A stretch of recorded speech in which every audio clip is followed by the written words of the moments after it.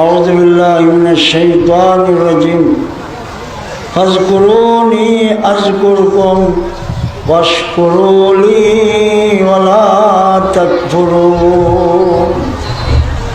তোমরা আমাকে স্মরণ করো, আমি তোমাদেরকে স্মরণ করব।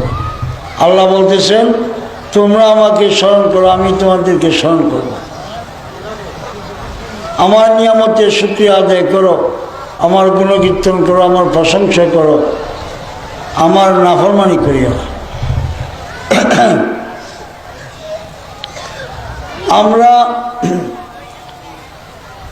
বিভিন্ন পথে বিভিন্ন মতে আল্লাহকে খুশি করতে চাইতেছি সারা পৃথিবীর মুসলমান, কিন্তু প্রপার চ্যানেলে সঠিক রাস্তায় আমরা ওনাকে স্মরণ করতে পারতেছি না। ওনার স্মরণটাই উনি চাইতেছে অন্তর দিয়া, যে আর সব কিছু তুমি নানা দিলাম, আর অন্তরটা আমার দেওয়া, অন্তরটা আমার দাও।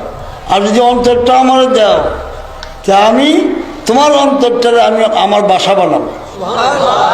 আর যদি অন্তরটারে আমার না দাও, তা তোমার অন্তরটা আমি শতানটা দিলাম না, শতানটা দিলাম না।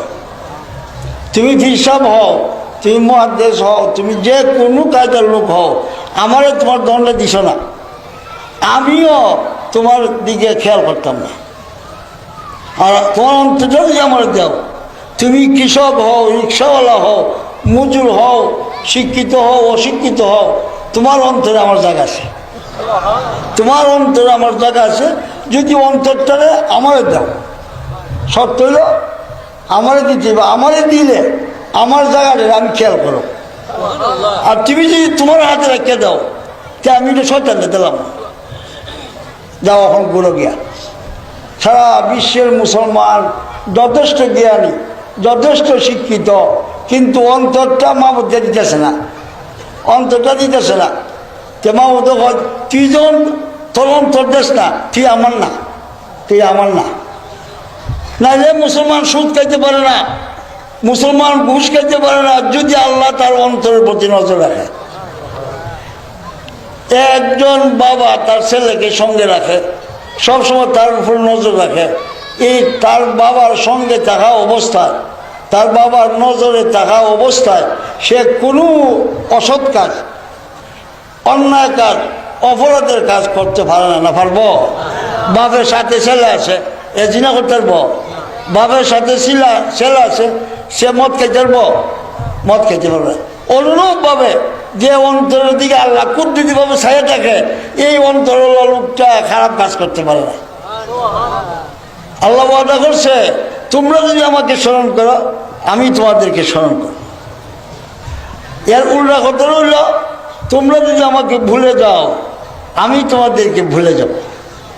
তুমি নামাজ পড়তেছ, রোজা রাখতেছ, অনেক কিছু করতেছ, অন্তরটা আমরা দিছ না।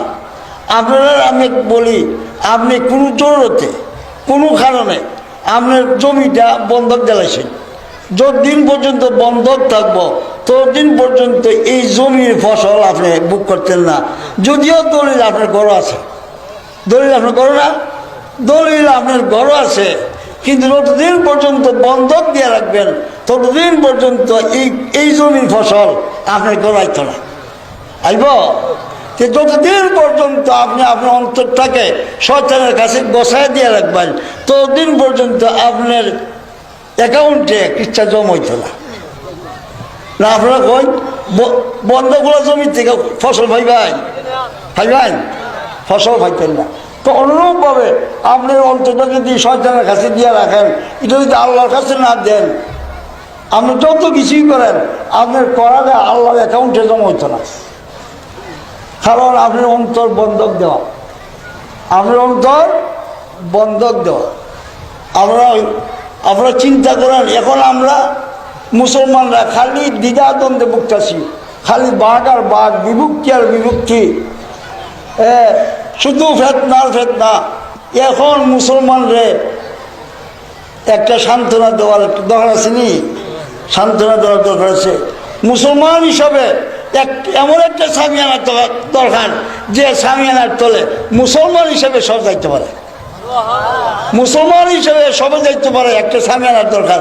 আপনার দেখান এমন একটা সামিয়ানা আসেনি যে সামিয়ানা চলে সব মুসলমান যাইতে পারবো?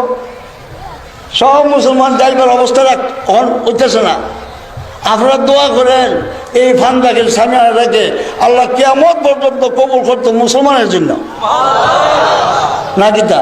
এমনকি বিদুর মিলেও এই সামিয়ানার তল থেকে এরা কিছু পাইত দুনিয়ার, এরা দুনিয়ার কিছু পাইত, এরা আখেরাত চায় না। না আখেরাত চায়, এরা আখেরাত চায় না। এরা আখেরাত চায় না, এদের আখেরাত সম্বন্ধে কোনো চিন্তা করার প্রয়োজন নাই।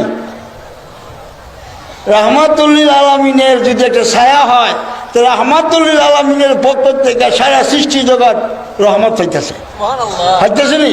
যদিও তা উনাকে স্বীকার করে না, যদিও উনার সম্বন্ধে ব্যঙ্গোক্তি করে, যদিও উনার সম্বন্ধে নানান কথা বলে, নানান কিতাব লেখে, এরপরেও যে কিতাব লিখতেছে সেও আমার নবীর উসিলায় রহমত পাইতেছে।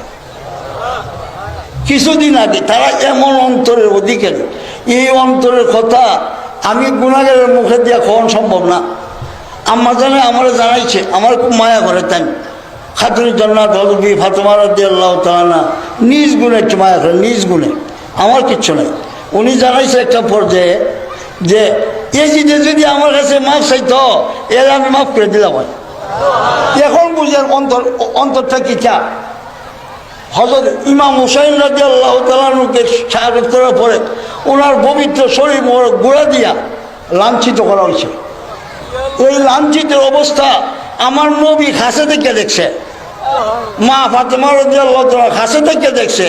এরপরও তারা জগতের লেগে এত নিয়ামত, জগতের লেগে এত মঙ্গলময়, এত কল্যাণময়, উনার মা আর মেয়ে হযরত খাদিজাতুল কুবরা রাদিয়াল্লাহু তাআলা আনহা যখন পৃথিবী থেকে বিদায় হন, তখন উনি মা ফাতেমা রাদিয়াল্লাহু তাআলা আনহাকে বলছেন যে আমি তোমার আব্বার মা বানিয়ে গেলাম।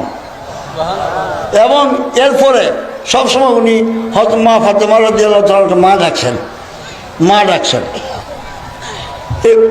ছেলের খুশি বা ছেলের গোনার বাপ খুশির জন্য দুইটা ছেলে আছে, সব আল্লাহর রাস্তায় দাঁড়াইছে, দাঁড়াইছে নি? আর এত প্রশস্ত অন্তর কইতেছে যে এই জিনিস যদি আমার কাছে মাপ চাইতো, এরও আমি মাপ দিলাম। তারা এত প্রশস্ত অন্তরের অধিকারী, তারা মানুষের দুষ্টুরি ধরে না, তারা মানুষের ভুল দেখে না, তারা চায় কেমনে মানুষকে নাজাত করত, নাজাত করতো, এটাই চায় তারা। তা আপনারা দোয়া করেন এই ফান্দাকের সামিয়ানাটাকে আল্লাহ কবুল করত সমস্ত মুসলমানের নাজাতের জন্য। সমস্ত মুসলমান, সে লা ইলাহা ইল্লাল্লাহু মুহাম্মাদুর রাসূলুল্লাহ সাল্লাল্লাহু আলাইহি সাল্লাম পড়ছে, যথেষ্ট। এরপর যদি আকীদাগত কোনো ভুল ত্রুটি হয়, এটা নবী দেখবো না, নবীর উম্মতের ব্যাপার, এখানে আমার সর্দারি করার দরকার নাই, আমার নবী দেখবো না। কারণ নবী উম্মতের জন্য খান্দাছে না, দেখে দিকে খান্দাছে, দেখে দিকে এই ফিসাবের মুড়িদের লাগিয়া আর এই ফেসাবের মুড়িদের লাগে খান্দে না, ওই ফিসাবের মুড়িদের লাগে খান্দে, ওই ইমুক মৌলানার অনুসারে লেগে খান্দে, ইমুক মৌলানা অনুসারে লেগে খান্দে না।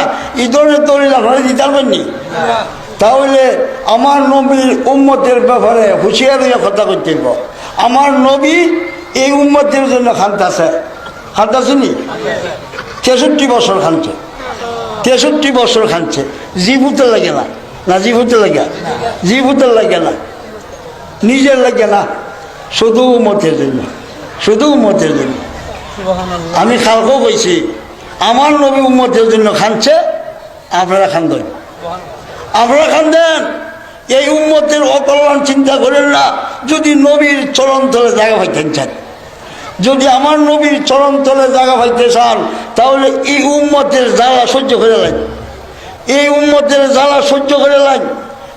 এরা যত আঘাত দেব সব সহ্য করেন, কার খাতিরে? আমার নবীর খাতিরে, আমার নবীর খাতিরে।